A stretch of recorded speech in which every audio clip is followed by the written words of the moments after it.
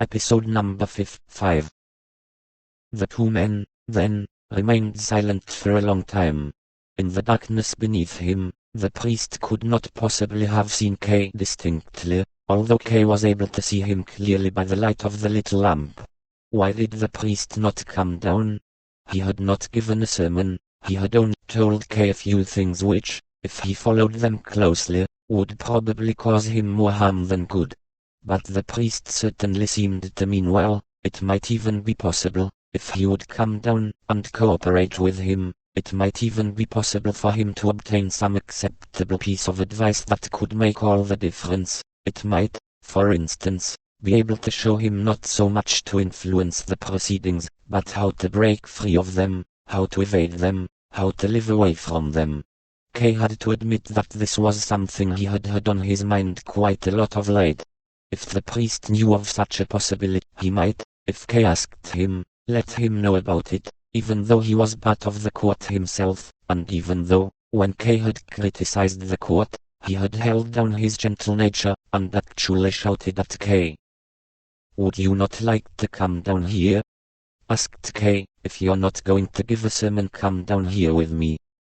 "Now I can come down," said the priest. Perhaps he regretted having shouted at Kay as he took down the lamp from its hook. He said, "To start off with, I had to speak to you from a distance.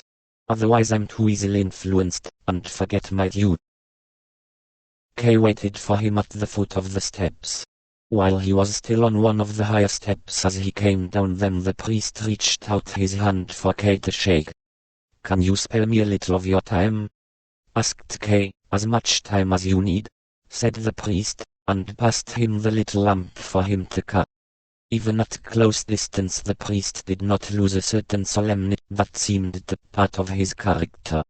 "You are very friendly towards me," said Kay, as they walked up and down beside each other in the darkness of one of the side naves.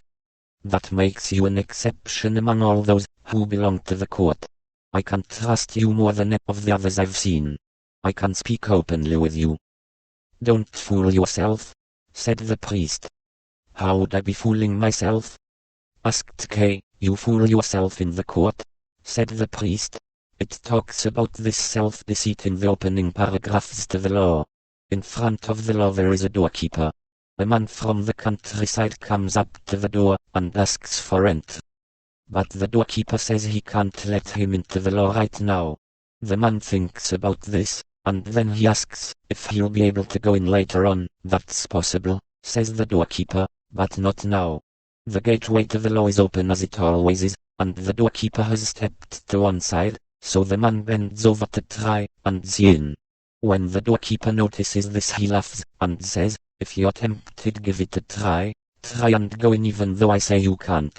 Careful though, I'm powerful. And I'm only the lowliest of all the doormen. But there's a doorkeeper for each of the rooms, and each of them is more powerful than the last. It's more than I can stand just to look at the third one."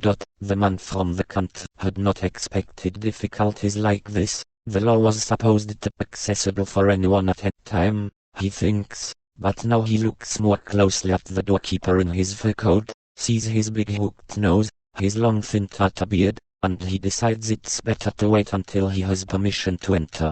The doorkeeper gives him a stool, and lets him sit down to one side of the gate. He sits there for days and years. He tries to be loud in time, and again tires the doorkeeper with his requests. The doorkeeper often questions him, asking about where he's from, and many other things, but these are disinterested questions, such as great men ask, and he always ends up by telling him he still can't let him in. The man had come well equipped for his journey, and uses everything, however valuable, to bribe the doorkeeper. He accepts everything, but as he does so he says, "I'll only accept this so that you don't think there's anything you've failed to do." Over many years, the man watches the doorkeeper almost without a break. He forgets about the other doormen, and begins to think this one is the only thing stopping him from gaining access to the law. Over the first few years he curses his unhappy condition out loud, but later, as he becomes old, he just grumbles to himself. He becomes senile, and as he has come to know even the fleas in the doorkeeper's fur collar over the years that he has been studying him, he even asks them to help him, and change the doorkeeper's mind. Finally his eyes grow dim, and he no longer knows whether it's really getting darker, or just his eyes that are deceiving him. But he seems now to see an inextinguishable light begin to shine from the darkness behind the door. He doesn't have long to live now. Just before he dies, he brings together all his experience from all this time into one question, which he has still never put to the doorkeeper. He beckons to him, as he's no longer able to raise his stiff butt. The doorkeeper has to bend over deeply as the difference in the sizes has changed very much to the disadvantage of the man. "What is it you want to know now?"